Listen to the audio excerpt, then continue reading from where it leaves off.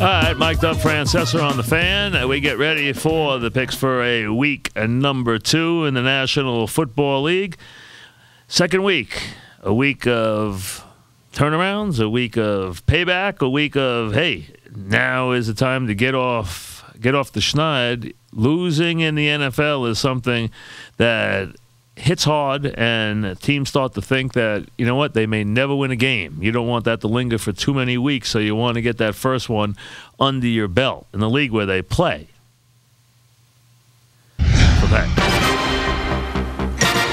1-1 last week with a push. Browns had a 14-3 lead, wound up winning that game, losing that game just by 3, which is what they were underdog. Game number 1, we stay with the Browns for another week. This will be it for them if they don't win this week, and they may do it with Seneca Wallace, which doesn't bother me. Kansas City comes off a win on Monday night, very emotional. But if you look at the numbers, you know what? They made 2 plays in the game and held on for dear life against a Charger team which wasn't ready. They did not move the football well. They made a punt return for 90-something yards for 1 score. They got a big running play for the other score. And they will be overmatched on specials against the Browns here. Browns come off a terrible loss.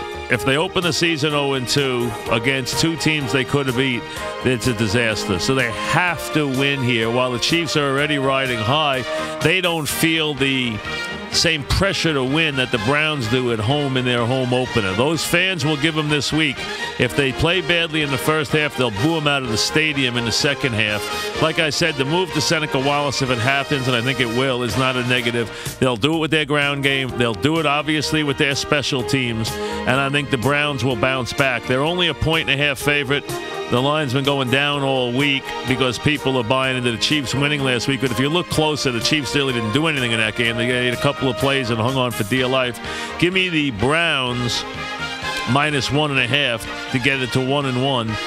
That's the last time. I pushed on them last week. I'll go back to the well this time, and that should be it for the Browns for a long time. Game number 2, I kind of tipped it before. I said I would go with the Redskins, and here's why. Most everyone is, I think, sticking with the Texans. They think they're the better team. They think the Redskins were a little lucky on Sunday night against the Cowboys. Texans come off an enormous emotional win at home. And to me, you have to look at the things that surround the NFL. That's where a lot of it always plays in. Here's the Texans. They worked for 2 months to beat the Colts. The Colts. They beat the Colts. They took a deep breath. They celebrated. They got patted on the back. If you look at the schedule, next week, who do they play? At home against Dallas. Do you know what that game means to them next week? In Texas, the Battle of Texas, at home. This is all they thought about. Colts week 1, Cowboys week 3, but they forgot about a little trip to Washington in week 2. On the road against the stubborn defense, against Shanahan, who knows them so well, knows their system better than they do, and McNabb. And I think on the road in this spot, laying 3 points, they're very vulnerable. Redskins don't have a whole lot of offense, but McNabb will start to make some plays with Portis. Their defense, pretty solid. Hazlitt did some good things last week. I think Hainsworth or not, I don't care if he's not playing. I think they'll do a decent job against the run.